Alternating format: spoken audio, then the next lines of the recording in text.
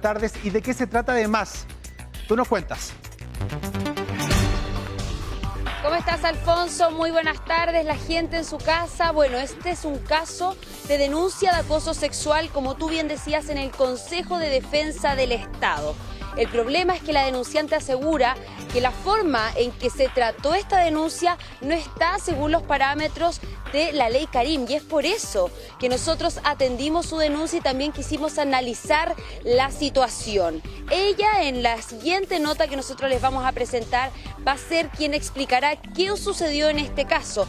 Pero para hacer también un avance de esta noticia, se trataría de un compañero de trabajo que le habría fotografiado el entrepiernas, mientras ella se encontraba con sus compañeras de trabajo en horario laboral y dentro de las oficinas del Consejo de Defensa del Estado.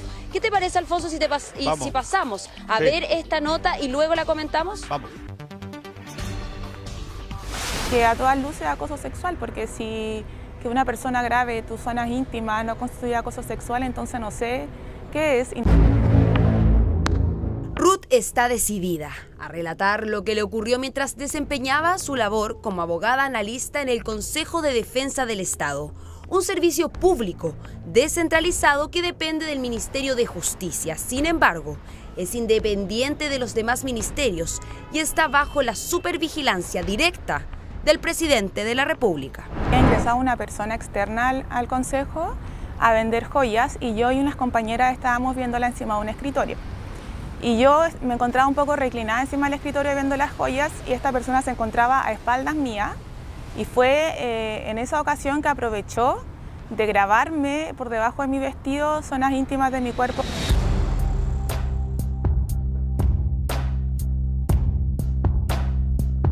No, en ese momento yo no me di cuenta, me enteré al momento en que yo me retiré de ese lugar, en que dos de mis compañeras que habían observado todo esto me lo comunicaron y me dijeron que además le habían sacado una foto realizando esta conducta.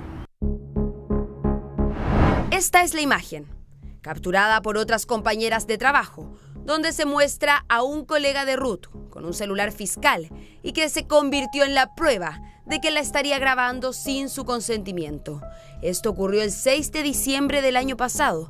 Acto seguido, nuestra denunciante fue a Recursos Humanos a levantar la alerta. Cuando vi la foto me dio mucho asco, estaba en shock y lo único que pensaba era que necesitaba denunciar ese hecho. Luego llenó un formulario, tal como indicaba el protocolo, y su acusación llegó a Raúl Letelier, presidente del Consejo de Defensa del Estado, quien instruyó que se iniciara un sumario.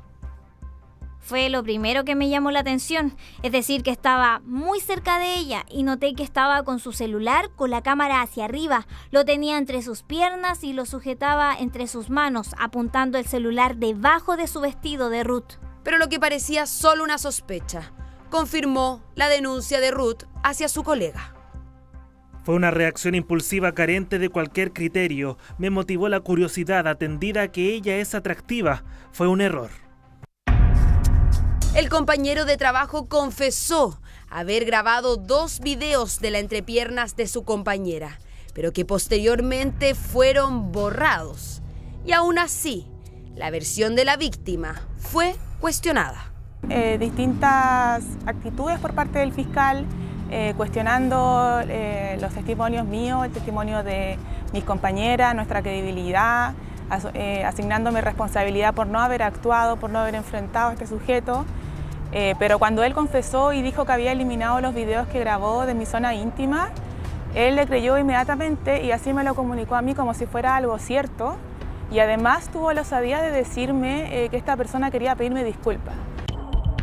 Sin embargo, más allá de una sanción de 3 meses al acusado, que recién comenzó en abril, y con el pago de solo el 50% de su sueldo, a Ruth la cambiaron de piso y posteriormente le dieron la opción de hacer teletrabajo. Siento que es algo que desalienta a las víctimas de este tipo de acoso, puesto que es un hecho muy grave que una persona esté grabando zonas íntimas debajo del vestido, especialmente para las mujeres. Y al ver que la autoridad no le otorga el peso suficiente, no considera suficientemente grave este hecho, como para no destituirlo. El caso de Ruth se convierte en el pie inicial para cuestionar el funcionamiento de la ley Karim. Queremos reforzar el llamado a que todas las instituciones públicas y privadas deben aplicar de manera estricta las obligaciones establecidas en la ley Karim, tanto en cuanto a prevención como también a investigación y sanción del acoso sexual, laboral y la violencia en el trabajo. Yo creo que va a surgir el pensamiento de para qué hacerlo, para qué exponerme a este proceso si finalmente no lo van a destituir, y además posteriormente pensar que a nadie le va a importar que se tenga que volver a compartir espacio con la persona que te agredió. Si bien el Ministerio de la Mujer ofició al Consejo, intentamos comunicarnos con la entidad y nos indicaron que no entregarán vocería. Por encontrarse esta institución abocada a proveer las medidas y condiciones necesarias para resguardar la salud y el bienestar de la víctima. Actualmente Ruth está con licencia médica, no sabe qué ocurrirá cuando vuelva a su trabajo. Entonces, ¿qué pasa con la ley Karim? Hay una letra chica que no estamos viendo y finalmente expone a trabajadores sin importar el género. Bueno, Anto, hay ciertas cosas que son al menos llamativas. La primera es que en esta investigación administrativa llama mucho la atención las decisiones que se tomaron, porque pareciera que aquí la víctima es el victimario, es decir, esa separación que se hace mientras uno se amonesta, el otro la cambian de piso. La relación, la interpretación del Código Laboral, la de no creer de alguna manera en aquella versión necesaria de entender que aquí sí hay un acoso, y la verdad es que todo eso comienza a llamar la atención y preocupa bastante, además a una víctima que es abogada y por lo tanto conoce mucho más que todo el resto, digamos, sus derechos. Y en el Consejo de Defensa del Estado, Alfonso, Además, donde en su mayoría trabajan abogados, por lo mismo no deja de llamar la atención que se haya abordado de una manera, podríamos decir, poco pulcra. Se hace a través de un sumario administrativo esta denuncia de acoso sexual y cómo ahí la denunciante explicaba en medio de un horario laboral, un día cualquiera en diciembre de 2024, finalmente ingresa un vendedor a lo que son las oficinas de trabajo y ellas con sus compañeras se ponen a revisar joyas que estaban vendiendo y estaban en su horario laboral, pero dentro de un break, que le podríamos llamar. Es ahí donde justamente el compañero de trabajo aprovecha con su teléfono, que había sido también entregado por el mismo Consejo de Defensa del Estado, para poder trabajar. O sea, el teléfono institucional comienza a hacer videos de la entrepierna, Alfonso. Sí, a ver, antecedentes que son relevantes. ¿Este sujeto tenía algún tipo de antecedente de haber hecho lo mismo? Otra pregunta. Él reconoce, ¿no? Reconoce haber grabado estos videos. Y yo no sé si podemos extender un poquito de la justificación. No existe ninguna, pero él tiene que haber dicho algún tipo de justificación en el proceso administrativo. Es bastante alarmante. La verdad es que no existían denuncias anteriores, pero sin embargo, por parte de las mujeres de la oficina se hizo un levantamiento a quienes se sentaban cerca de este compañero. Y es justamente lo que se ve en esta nota, lo que podíamos escuchar, parte de la declaración del sumario administrativo que se realizó en el Consejo de Defensa del Estado, en donde él da una declaración asumiendo que justamente grabó los dos videos y que supuestamente los habría eliminado por miedo y que lo habría hecho porque encontraba atractiva a su compañera. Justamente a partir de esas declaraciones son las que quedan en el sumario administrativo registradas, a las que nosotros pudimos acceder y que finalmente terminan haciendo que esto tenga una sanción para esta persona que fue denunciada. ¿Cuál es la sanción? Bueno, 3 meses de suspensión laboral con el 50% de goce de sueldo y obviamente para la víctima poder volver a su trabajo de manera normal, que era lo que claramente nunca debió haber cambiado. Sabemos que ella hizo teletrabajo en este tiempo mientras duró la investigación, también la cambiaron de puesto y todo esto dentro de un marco, Alfonso, dentro de lo que ya existe como ley Karim, ¿verdad? Sí. Entonces sabemos que del Consejo de Defensa del Estado nos llega esta denuncia que es muy, muy importante de analizar, como lo veíamos recientemente, por el tema de los errores que se pueden cometer dentro del contexto laboral y con un tema tan difícil como el acoso sexual y el acoso laboral sexual, obviamente. Sí, Anto, eso también ha sido muy llamativo porque la verdad es que si bien el Código Laboral dice que el acoso sexual necesita tener un requerimiento de carácter sexual, hay un montón de abogados con los que conversamos y dijeron que esto es igual a acoso sexual. De hecho, es acoso ambiental. Ese es el concepto que ocupan los jueces para decir, acá hay una víctima y hay un victimario.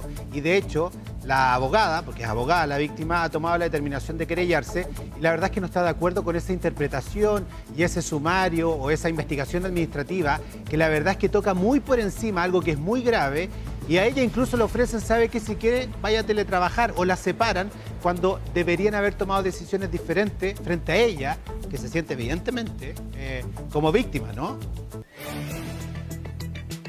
Sí, esta forma quizás un poco también arbitraria de poder llevar la situación es la que se presta para justamente lo que se ha querido detener con la ley Karim, ¿verdad? Que se molesta a la denunciante, que se exponga a la denunciante, que finalmente tiene que acudir a nosotros para poder hacer visible su caso. Lo último que pudimos conversar con Ruth es que finalmente por parte del Consejo de Defensa del Estado habían tomado la decisión de desvincular a esta persona. Esa información fue parte de lo que nos entregó la denunciante, pero que sin embargo no quita todo esto que tuvo que pasar luego de esta imagen donde se puede ver y casi claramente podríamos decir, bueno, y el sujeto denunciado además así lo asumió, estaría grabándole el entrepiernas con el celular. Sí, afortunadamente la víctima conoce sus derechos, esto es muy importante y usted también eventualmente tiene que conocerlo. Ella es abogada, pero se puede asesorar si usted está viviendo una situación parecida. Ella va a continuar el caso porque es más o menos evidente, el Consejo de Defensa del Estado pareciera no haberle prestado toda la ayuda que es necesaria. Y se creyó por la captación de imágenes privadas en un recinto que no es libre de acceso al público. Y en eso va a ir el desarrollo de este caso que vamos a seguir y vamos a seguir muy de cerca porque la verdad es que es muy llamativo que al interior del Consejo de Defensa del Estado no reaccionen como corresponde. Anto, nos seguimos viendo a la medida que avance la tarde nuestra. Muchas gracias, buenas tardes.